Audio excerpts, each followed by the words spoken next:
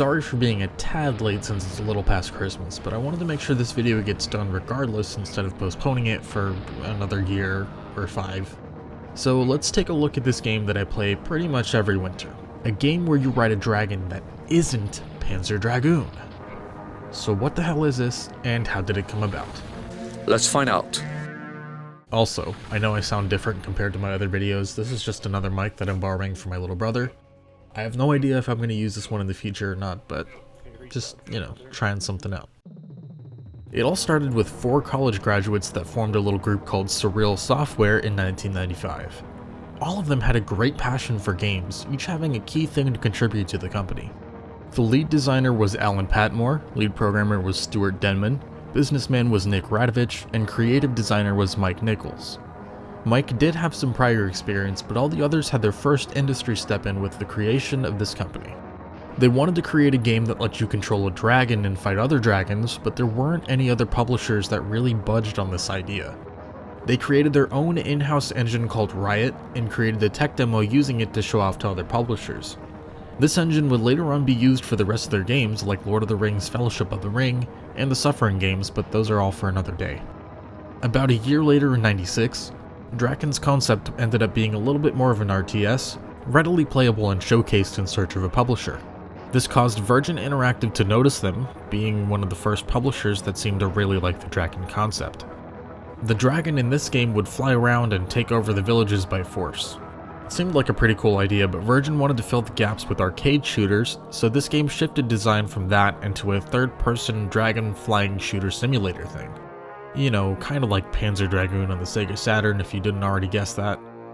In early '97, Virgin started cutting off most of their projects due to going under. Surreal ended up selling their Drakan concept to Psygnosis, who thankfully gave them full creative freedom and significantly expanded their budget, team members, and game size and scope. This caused it to shift yet again from an arcade game to a bit more of an RPG one. But now the issue was that the dragon being the main character was a little bit weird for an RPG, so there would have been very little to do in the game world aside from, just fly and kill things. So they decided to add a main character who the dragon would then pretty much rely on, and they made it a weak-looking female character to kind of balance out the gargantuan size and power of a dragon. Fast forward a little bit more to E3 '98, and the game was finally revealed to the public, with the press considering the game to be highly ambitious and exciting. It did have some delays, most notably due to the scope, probably the AI, and the need for a demo to be out shortly before the game released. They had 14 levels, or technically 16 if you count revisited maps which have their own stuff to do, and cut it down by 3 or 4 levels. Not too big of a deal, but still sad. Shortly before they released the game, Psygnosis realized they had a hit on their hands and immediately had Surreal start working on a sequel that eventually released as a PS2 exclusive called Drakan: The Ancient Gates. Taking a step back, Drakan: Order of the Flame was scheduled to be released in February '99, but it got delayed for said reasons and was eventually released on July 14th, 1999. It was met with great reviews for its creativity and innovation at the table, and despite most people noting it did have some issues, it was overall quite a big success for the time. GameSpy even awarded it for the best genre bender of '99. Shut the hell up. GameSpy even awarded it for the best genre bender for '99, along with a little game you might have heard of called System Shock 2. Here is yet another one of my favorite boxes to have for multiple reasons. This cover art was the same everywhere it was released except for Japan for some reason, which featured Rin as an anime heroine. Drakan anime might have been pretty interesting, but I'd be really skeptical because I'm super picky when it comes to anime, so yeah. Anyways, this cover is awesome, and even cooler that's exclusive to the US version is the gatefold and the sleek shininess and embossing on here. Everything from the logo to Rin's hair, armor, sword, to Arok's wings, flames, head, everything. It's just a real piece of eye candy to look at in person, and this video is probably not giving it full justice. The top and sides have the game logo with the screenshot, and the bottom has the system requirements as usual. You could open up the gatefold here to reveal the cover expanded into a beautiful full scene with the duo barbecuing some orcs, as well as seeing some shiny screenshots. Even with Arok's claws and Rin's sword overlapping one of them. Talk about detail. And quotes that lick this game's vagina, but for good reason. Flip to the back to reveal the summative blurb, along with the features, more embossed high quality screenshots, and various companies at the bottom. Inside this beautiful box, you'll get a Psygnosis registration card that folds out in this big form thing, a Creative Labs sound card ad boasting the EAX features that this game supports, a product catalog showing our favorite game right here at the start. It's using an older cover of the game prior to release and some older but very colorful screenshots, and a lot of other Psygnosis published games. And then the main bulk of this release, the default control sheet, even though you can remap them yourself. Remember when games had these? A very nice... how the hell did my hair get in here? A very nice, big 43-page manual that goes over the descriptions of items, weapons, armor, and enemies, lore and history of the world of Drakan, and so much more. Awesome manual for sure. As well as the game itself in a coverless jewel case with the default controls again on the back, artwork inside, and the disc over it, as well as a shitty burnt CD you could make yourself if you love this game as much as I did, containing patches, art, fixes, and hundreds of really cool community-made user levels. This box nowadays, while not painfully expensive, is quite difficult to find. More specifically this North American one. I had to spend about $60 on this one sometime in 2016. It shouldn't cost you more than about $50 these days depending on the condition, but they only show up a handful of times each year, so you will have to keep your eyes peeled if you want one. You could also have gotten a Prima strategy guide for this game if you either were stuck somewhere, or you just really loved the game enough and wanted to find everything you can about it, the latter of which is why I have this right here. These aren't too expensive, and hopefully they stay that way, but if you like this game, I think this is a pretty cool thing to have. It goes over all of the maps, all of the objectives, all of the locations of items, secrets, combat moves you can do, lore, item and enemy, and everything stats, and it's just really, really cool. I got this thing about a year ago after a couple of full playthroughs, and I still found so many things about this game I didn't know. Definitely one of the more in-depth and better guidebooks out there, so absolutely worth checking out. If you went to the original website back in the day, you could download two really neat Drakan screensavers. The first one shows Rin hitting random Wartoks on your desktop. The other one functions more or less the same, but instead has Arok burning things. Sadly, I believe these don't work on anything prior to Windows XP, but if you want them, I have links in the description. As for my own story, I do have a bit of a personal history with this game. I first played this when I was in, the end of middle school, beginning of high school, something like that. I was in my several year-long craze of abandonware games for reasons that'll take another entire video of explaining, which has sadly been shut down now for a couple of years. And the screenshots looked so cool and it just made me really want to try it out, so I decided to give it a try. The moment I started the game, I was both blown away by how good the game looked for a 1999 release and how insanely solid and fun the game was. I knew instantly that I was going to be in for something special, and I was. Little did I know it would be to the point of being one of my favorite PC games. I am going to go over everything while trying my best to be as unbiased as I can be, because you can probably already tell I really, really love this game. But yeah, ever since then it's pretty much been tradition for me to replay this game at least once every year or two. Originally I tried to make a review on this in 2017 or something, but it was an hour and a half long. So I wanted to cut it down and do it the next year, but then I lost all my footage and all my motivation to do it.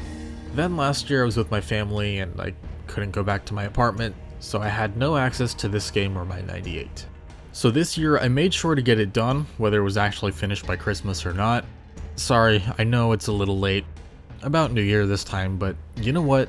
Screw it, close enough. Installation will definitely vary depending on the type of operating system you want to use. If you're using anything from Windows 95 through, I believe, Windows 7, it should be just fine for the most part. Plug in the disc to be greeted by the really badass looking autorun. This disc has video and sound card drivers for the then latest hardware, so super useful if you had one of those cards without having internet access.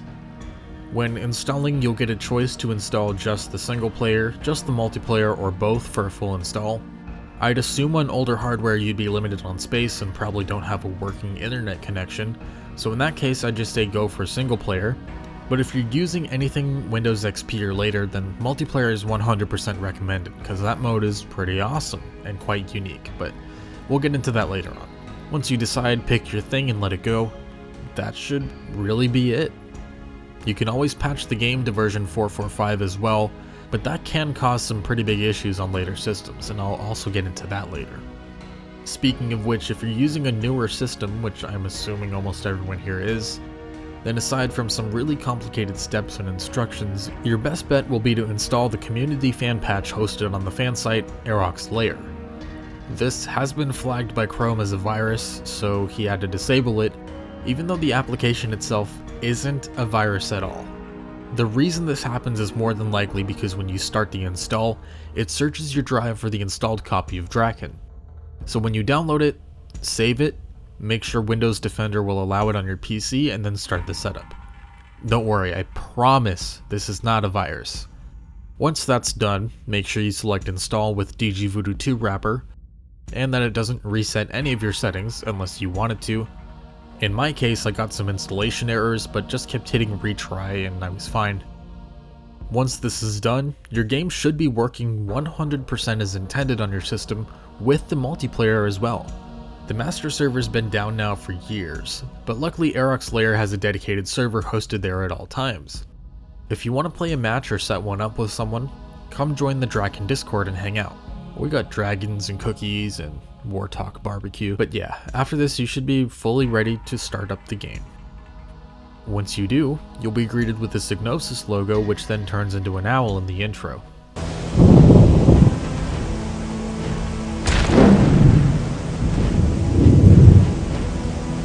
The main menu is pretty cool.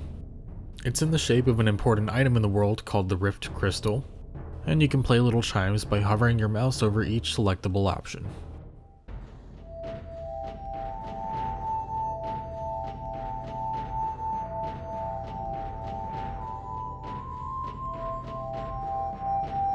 I recommend going into the options and adjusting the controls, since this game does have some kind of strange default ones.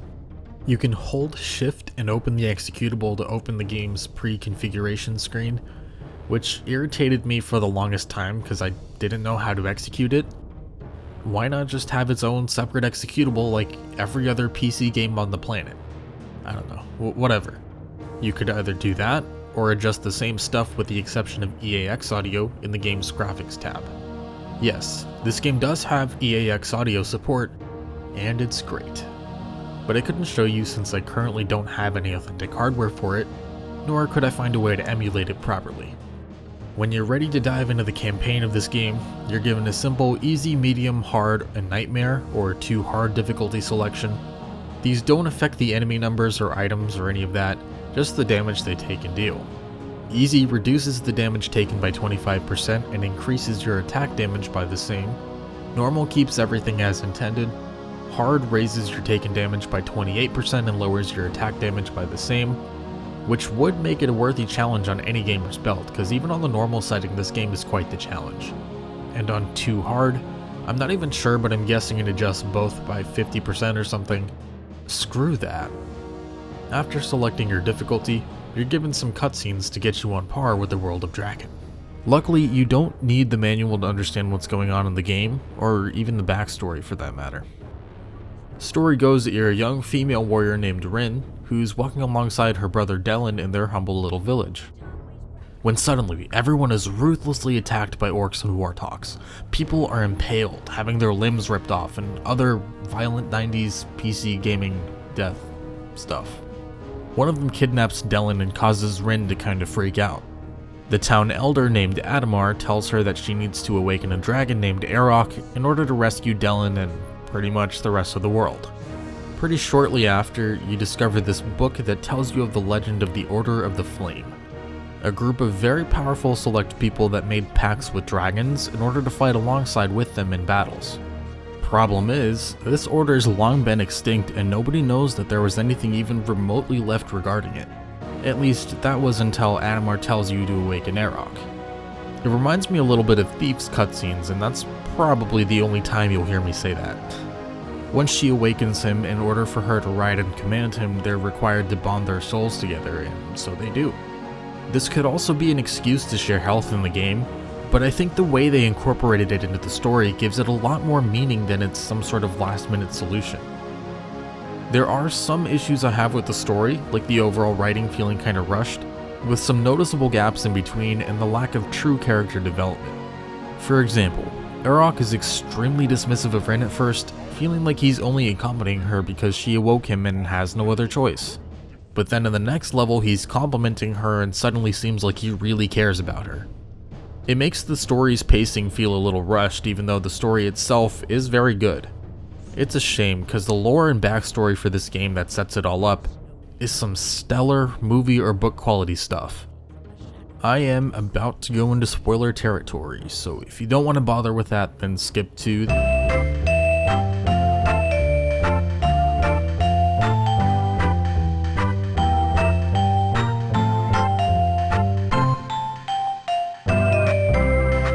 What the fuck was that ending? Seriously.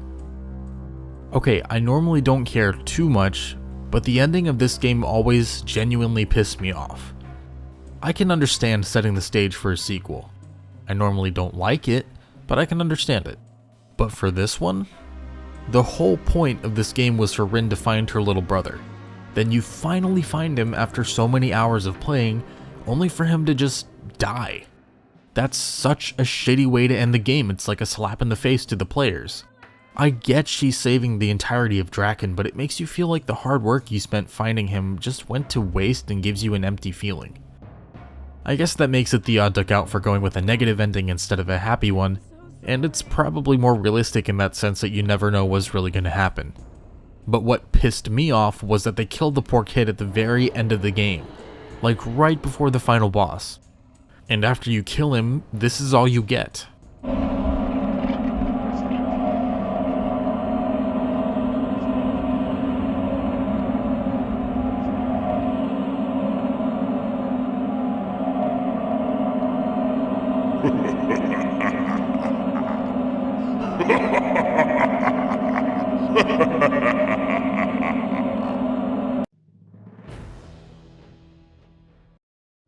It could have been a much more natural approach to have Dylan die maybe at the middle point of the game and have Rin get so pissed off that she wants to kill Navaros and protect Drakan. But instead, that just happened at the very end of the game, all in one small 10-minute level. It just goes back to the whole point of me feeling that this story was rushed.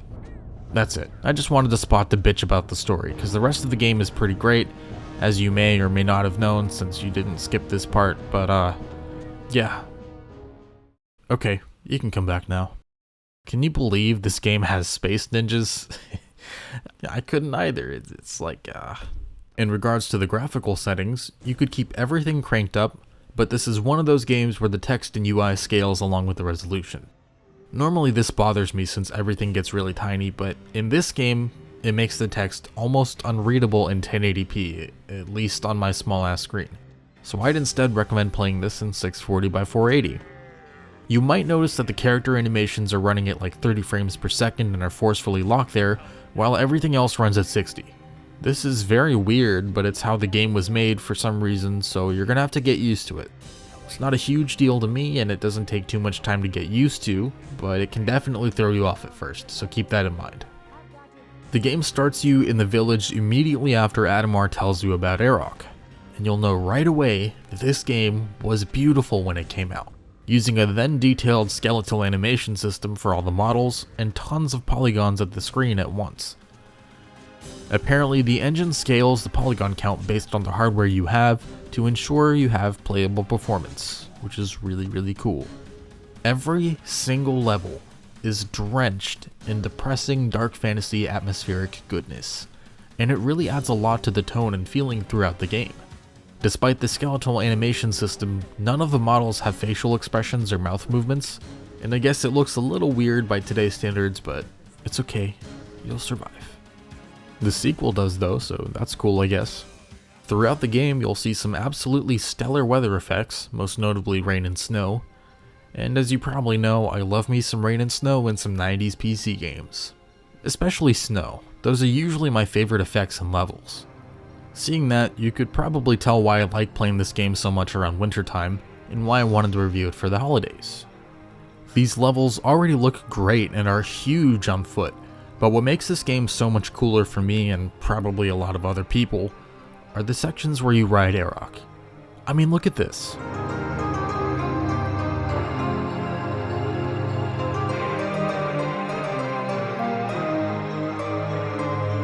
These sections are the ones that really make the weather effects stand out, combined with the huge levels and areas you encounter. It's just a really nice visual treat, and if you disagree, then not sorry, but you're wrong, buddy.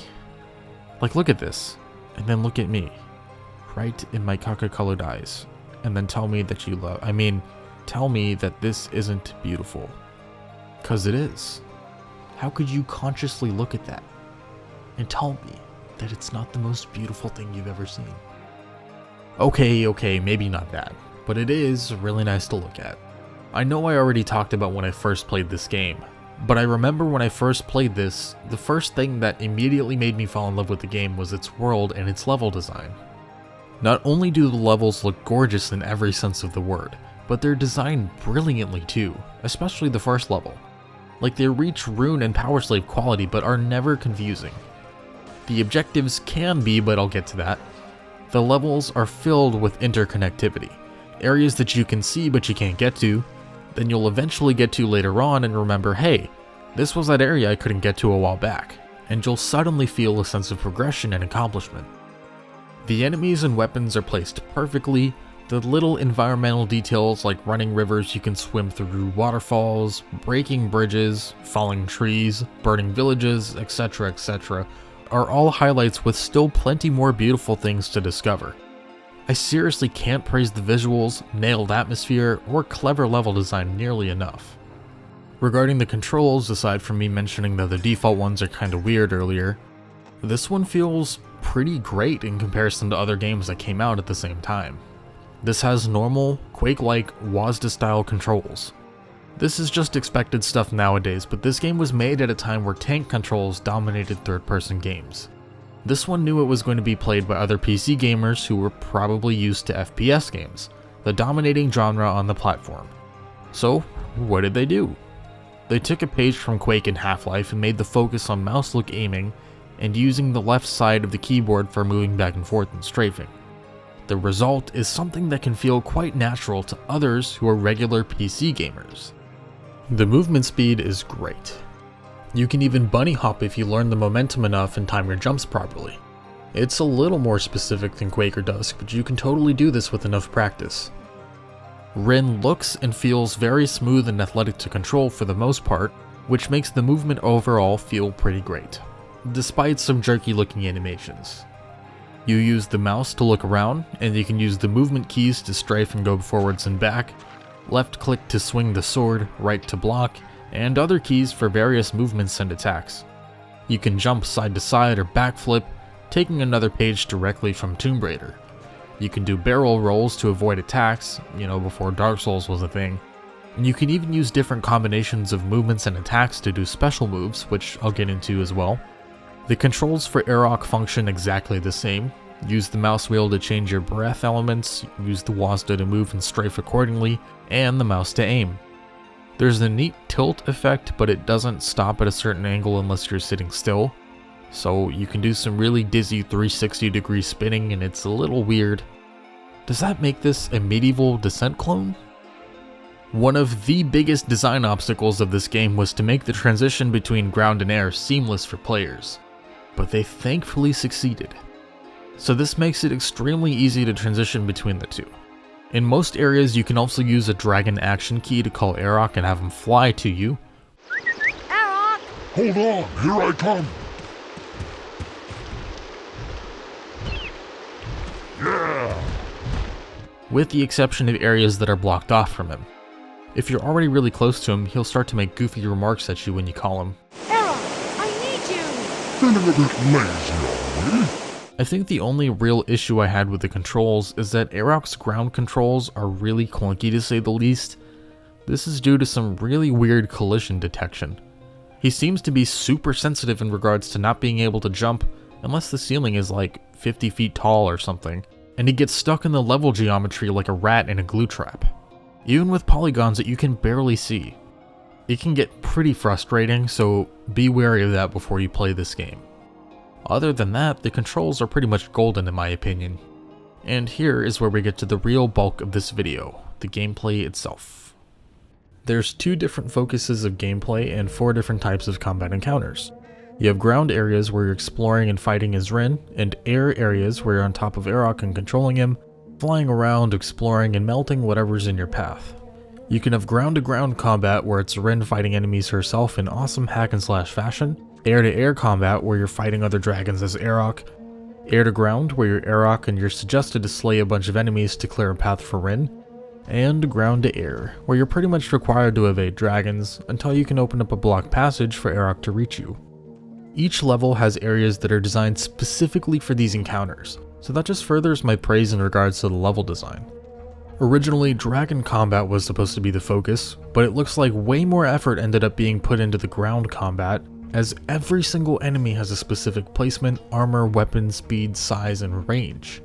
Every weapon you can use has its own specific effects against different enemy types and different armor types, and it's just a little bit ridiculous when you really sit down and think about it. That's not to say you barely get to do any dragon stuff, because you do get to spend like a third of the game on top of Arok, but the rest of the game is with Rin. Most of the situations on Arok are pretty self-explanatory. Get to X area for Rin, barbecue X enemies on the way, etc, etc, but there's a lot of different things to take note of when you're playing Rin.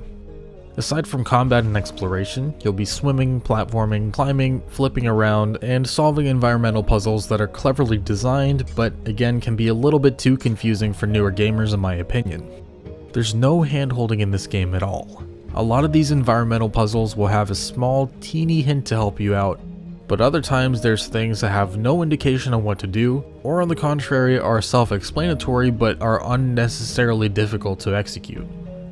Like this area where you have to step on 4 pressure plates but are insta-dying from these goddamn tornadoes, or the puzzles that are easy to do but hard to solve, like this cage thing over here. You're supposed to grab this to progress the game, but when you do, a cage falls and locks you in with poison gas. Had I never looked at a guide when I first played this, I would have never known that it was even possible for you to push this broken pillar, which you do to knock the cage out of the way. It is cleverly designed stuff, but there's no way the player is going to know to do that without trial and error or looking at a guide. I mean, there's no real hints that the pillar can even be pushed down. Another thing you'll be spending your time on is inventory management. Yes, you have an inventory system in this game, one that's crucial to the gameplay. Each weapon has a durability that breaks down with every successful hit to boxes, barrels, and living enemies, and there's no way to repair it. Though hitting dead enemies, walls, or indestructible boxes has no effect. Since there's no way to repair anything, as you progress you have to keep finding new weapons to replace the ones you have, and you have to do the same thing for armor. I'll get into the combat itself later, but the weapons and armor get stronger and either longer or faster as you progress, and despite probably being a replacement of leveling up, this adds a much needed sense of progression in the game, making you feel stronger and stronger as you go on. Armor also reflects in the game itself, as Rin actually wears the armor she puts on. I always found this to be really cool, and in a way it replaces other games where their outfit changes the further you get into the game. One small little detail that comes with this is that since the cutscenes are in-game and not pre-rendered, this has her outfit stay the exact same in the cutscenes as whatever she's wearing before the cutscene plays. Inventory space is way too small. Like, way too small. I understand this is probably done as a design choice to make the game a bit more challenging and make you more conscious about what you keep and use versus what you don't, but come on. Required keys will take up space, arrows will take space, health potions will take space. Come on. The first time I played this game, I spent a good 15% of the entire game just sorting through various different things, because I had no idea what the hell was coming up. It's probably my #1 issue with the game, and the only design choice that I was genuinely upset with. We'll get to the bugs later. But yeah, I can get this was probably done to keep the players on their toes and make use of everything, but it still frustrated me since I never really knew what to expect. Even for this playthrough, I found myself spending a lot of time on inventory management. It breaks the pace a little too, but whatever, maybe I'm just being a nitpicky asshole. On the other hand, this is where the exploration shall reward you well. You'll find lots of armor and weapons that are quite powerful, granted you actually take the time to look around and explore. Take this area for example. If you swim through this hidden cave, you can get a key that unlocks this cage in a completely separate area containing one of the most powerful weapons in the entire game. Throughout the game you have different objectives that you need to do. If you're not sure where to go, you can use a map to figure it out, but sometimes it's not always clear on what exactly you're supposed to do. If this is going to be your first time playing this game, you might need a walkthrough or strategy guide. Should probably keep one handy just in case. Like when you first reach the tropical islands, you'll probably be really confused with your life. There's no indication on what to do or where to go until you talk to this John St. John wizard guy. I am bound to stand watch over the Rift Crystal. The combat in the game is really just hack and slash combat at the core, with various movement and acrobatic skills, dismemberment gore, and crunchy sound effects to give a very pleasing combat experience. Left clicking does the primary attack, which is either swinging a sword or firing a bow, and right clicking does the secondary attack. If you're using a bow and arrow, this lets you zoom in and use it like a sniper, sorta. Some of the melee weapons come with spells, and these are indicated in the weapon title and the little orb in the bottom right. The number inside shows you the number of times you have left that you can use that special attack. It's neat, but normally if you have a melee weapon, it'll just let you block attacks. If you bring this up at the right times and learn how it works, you can block up a whooping 75% of damage doing this, and it's way more useful than you'd think. But you do have to understand completely how this works beforehand, because otherwise at first glance it looks like they do practically nothing. And here's where the strategy guide came in handy for me the most.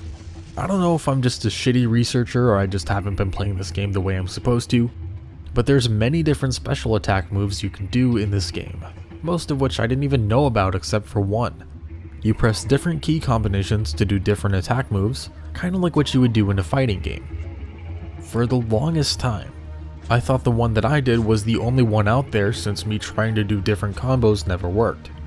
Possibly because these moves are extremely dependent on timing as well. The first one, the one that I knew how to do, was a stabbing attack, done by pressing the forward key and attack.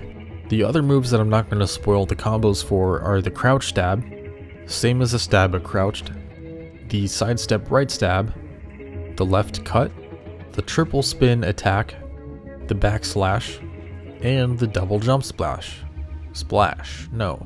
the double jump slash. There's also circle strafe swings that are much quicker than normal attacks, but those aren't really combos and instead are crucial attacks that, more than anything, you should already immediately figure out. There's many different kinds of enemies throughout the lands of Drakan, a lot of which are the same race but in different shapes and sizes. These include orcs, Wartoks, primitive giants, crimson knights, goblins, Ebon knights, Ebon knights, Ebon knights, I don't know dude, war giants, succubi, death mages, spiders, scavengers, ticks, drones, and other random creatures. Each enemy has its own death animation, and most enemies can have certain limbs chopped off, causing them to either get more angry at you, run away after losing an arm with their weapon, or to just bleed out and die right then and there. On top of this, if you overkill enemies, they'll explode into a pile of nice chunky gibs, as they should in a violent late 90s PC game. But somehow, the ones in here have ragdoll physics or something. Gibs with ragdoll physics. I couldn't make that up even if I tried. You can move them around by running into them, and they'll flail like the lifeless little corpse chunks they are. And if you do a roll into one of them, you can literally send it flying across the map. Why hasn't this been done since this game? Could be wrong since it's been a while, but I don't even think the sequel did this. It's so excessive and unnecessary, but awesome. The primitive giants have their own specific gibs, and they're so big that you can literally roll them around like boulders. Enemy AI was a key focus for the game and had multiple people dedicated to it, creating specific AI for every single enemy in the game. Each one with its own paths, strategies, movements, and items. They didn't get enough time to perfect everything, much to my sadness, so as a result the AI can be kinda interesting for a lack of better words every now and then. They'll occasionally walk into walls, get stuck into geometry, try looking for you even though you're right in front of them, and sometimes just stop doing what they're doing and stare. Though when it's working, it works well, and enemies are usually pretty ruthless, circle strafing around you and swinging every moment they get. And it is pretty cool how they each have their own AI. Like for example, the primitive giants don't really give a shit about anything but your death.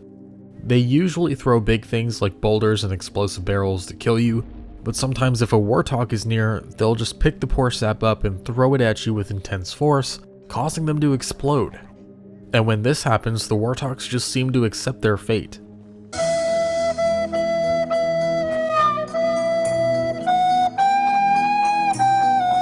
The first time I saw this, it caused me to stop playing for a full minute because I was laughing so hard in my seat.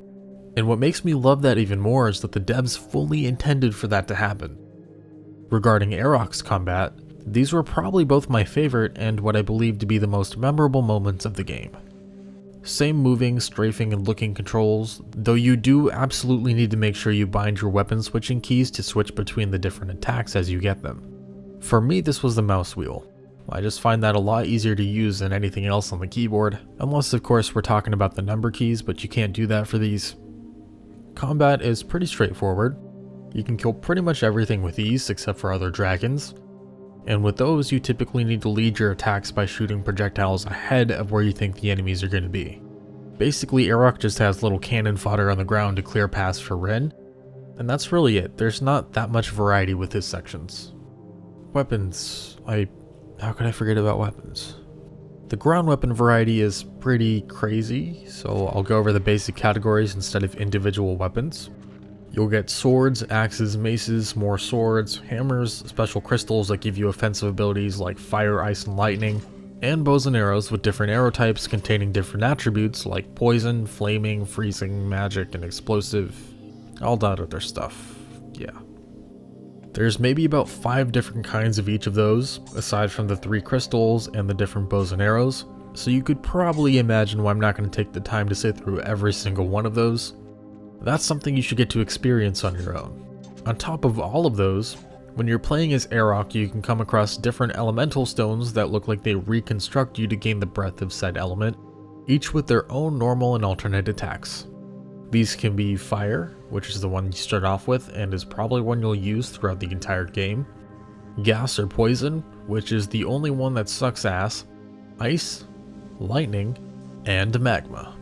Though your starting Fire Breath's ult attack is by far the most overpowered attack in the entire game. You can destroy anything with this in seconds. There are 6 different kinds of armor you can get throughout the game. In order from the earliest and weakest to the latest and strongest ones, you get leather armor, chainmail, branded armor, scale mail, plate mail, and dragon armor, the last of which you can only get once in the entire game during the second to last level. The armor system works like it usually does in most games by reducing the percentage of damage you take from other enemies. Aside from the weapons and armor, you can get a couple of other items, most of which are just keys and potions. The 2 potion types you can get are health elixirs and potions of life, both of which are the only way you can get your health back in the game. This absolute beast of a weapon not included. Elixirs restore a small portion of health, and potions of life restore you back to full health regardless of however much you had before. They're a lot more scarce than the elixirs, so make sure you use them wisely. You can also get invisibility potions, which turn your enemies into R-words, and invulnerability potions, which turn you gold and immortal. Moving on to the audio, the voice acting is a typical 90s video game cheese fest. You know, the kind that sounds like a normal overemphasized Saturday morning cartoon in the 80s. Yeah, every single character in this game has that feeling to them. So how come you can't hold it? And, uh-oh. Personally speaking, I like it and think it adds to the charm, but I can understand if this stuff annoys you. Even more weird is the voice acting of Aerok. Like some random guy just used his normal speaking voice in this cheesy voice acting sense and shifted the pitch super low to sound like a monster or evil villain or something. Adamar sent me. He said something about the Order of the Flame. The Order?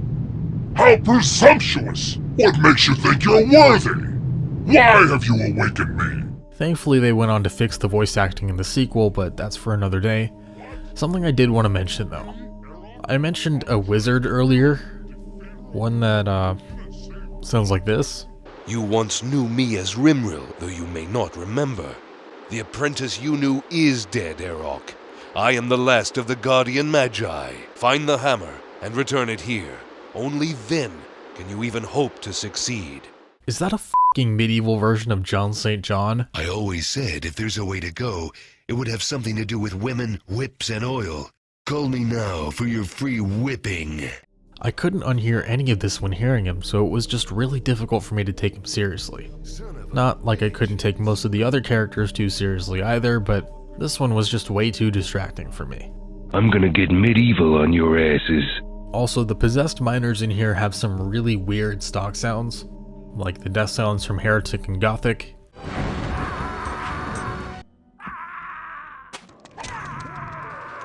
And also the grunting sounds from Doom. Alright, I think that's enough for one day. The sound design and music on the other hand are both really well done.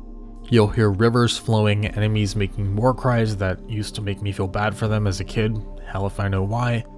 Very satisfying clinks whenever you hit enemies, and other nice little sounds. It's even better with EAX, but I have to make a separate video on that some other day.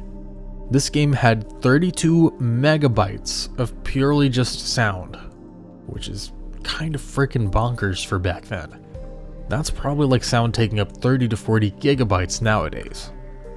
The music was done by Blast and or Tim Ebling or however you pronounce that according to the credits.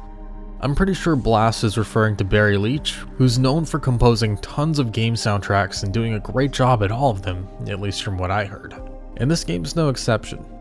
Each song, yeah, every single track, does a great job accompanying the levels and sections they play on, and really helps bring the atmosphere to life. Sometimes the music will play out of sync, though this seemed to only happen when I played the game on original hardware using the 445 patch, so it's probably just a hardware specific bug. Oh yeah, speaking of which, the bugs. Now along with the AI and inventory space, I need to note out that the other main negative about this game is its bugs. Oh god, the bugs. There's quite a bit in here. Somehow the official 445 patch, while fixing a lot, seems to also have made the game a lot glitchier. I always played this from the disc back in the day, and I only recently played it with the 445 patch, and a lot of things are so much more buggier than I remember. Potions flying into the ceiling to where I couldn't get them at all. There's so many times where Rin will say she can't reach something even though it's directly in front of her. Can't reach that. Yet she's able to reach a lever a couple of steps away. Times where you'll just fall through level geometry. I know I mentioned the AI spazzing out, but what the hell was going on here? And clearly not the last, but definitely the most notable, is a game-breaking issue that wasn't in the original version, but is in the 445 patch. Now, I didn't notice this happening on my older hardware, but this did happen every single time I played the game on modern systems using this patch. There's a level where you need to go to another map and get a bell hammer thing. After getting it and returning to the map you need it in, the game just crashes completely back to the desktop. I have no idea why this happens, and apparently there's multiple ways to fix it. The first method is to leave the map with the bell equipped. Didn't work for me. If that doesn't work for you, then you turn off dithering in the setup options. Didn't work for me either. If it works for you, cool. If it doesn't, then your last option aside from just downloading a save and loading it is to disable always free look as Rin while you're still on the map, then move on and it should be fine. That did work for me. Save immediately after you get back on the island. I have no clue why that fixed it. It doesn't make any sense to me, but okay, I guess. I'm kinda shocked that no other review has mentioned this issue so far, since it's a fairly common bug that most other people on Windows 7 and later seem to encounter. So moving on yet again, despite the bugs and small issues, the game is cool, but what about the multiplayer? The multiplayer for Drakan, for the longest time, was an absolute bitch to get working properly. As I said in the setup part of this video, thankfully they got it working fully with a community patch. But you will need to join the community Discord in order to arrange matches with other people, since that's where everyone else meets. Multiplayer for this game, to say the least, is an absolute blast. It was apparently quite the game to play back in the day, and it's really easy to see why. The hand-to-hand combat and movement are already fluid enough and fun to play against other people, but the Dragon combat sections are so much fun in deathmatch. To make it even more interesting, you can play matches where you can do both hand-to-hand and Dragon combat, featuring your very own dragon. This is just amazing, and it's a shame more people aren't playing this. Not only is it immensely fun to barbecue enemies with your dragon breath, but it's so unique. No other game has ever tried to replicate this game, and I have no clue why. This is a game I would be playing online every day if more people were on. This is so much fun, and it looks like a lot of effort went into the multiplayer too. I'm really glad there's a community that, while not massive or anything, is still pretty lively compared to other older games and still thriving today. People are continually updating this game for others to enjoy, making more and more content on Arok's Lair like I mentioned earlier, and I hope it stays that way for many more years. Big thanks to everyone involved with all this stuff and making the game so accessible. You're the reason this game's still living on today. Now, you might think that with such an awesome game, there's like this huge, crazy legacy behind it, but no. Aside from the sequel, The Ancient Gates, nothing has been done to revisit the series. It died back then in 2003. I mean, it's still alive because of what I just said, you know, the community's active and all that, but as far as the real legacy goes regarding the series, like sequels and remasters and remakes and all of that, there's nothing. There was going to be a source port called Open Order of the Flame, but it got scrapped. Sad, since it looked like it had quite a bit of potential. Instead, the developer, who helped me get some multiplayer footage for this video, decided to make a brand new game as a spiritual successor to Drakan. And I am proud to say that while nothing huge, I am helping him a little bit with the story and design of the game, so that's really cool. I don't know too much about it just yet, but if you're a fan of this game, it looks like it'll be worth checking out from what I've seen so far. Warner Brothers currently owns the rights to the series, so a sequel to Ancient Gates or a remake or even a little remaster seems extremely unlikely. There is a wishlist page for it on GOG with about 5,000 votes now, which is pretty dang good if you ask me.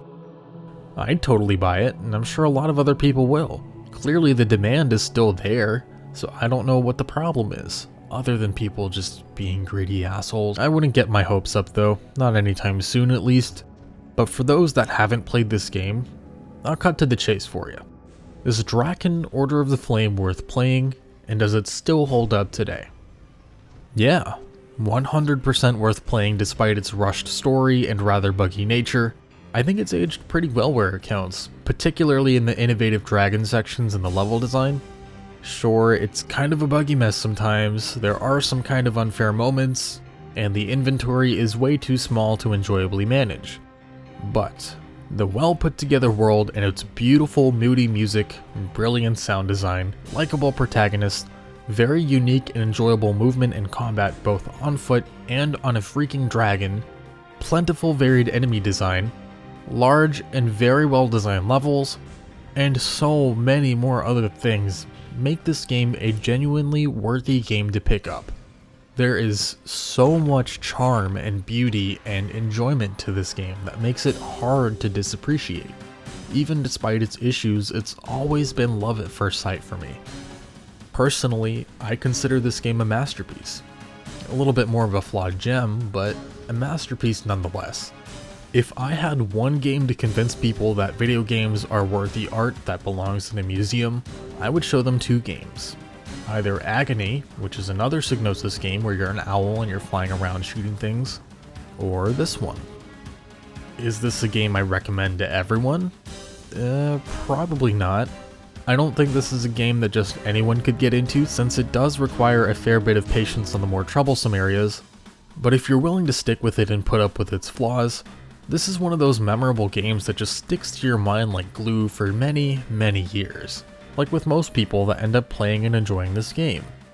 With that aside, I would say that this game is totally recommended for me, if that wasn't already painfully obvious, and I'd go an extra step and say that this game is essential if you're a fan of dark fantasy themed action-adventure games with some light RPG elements.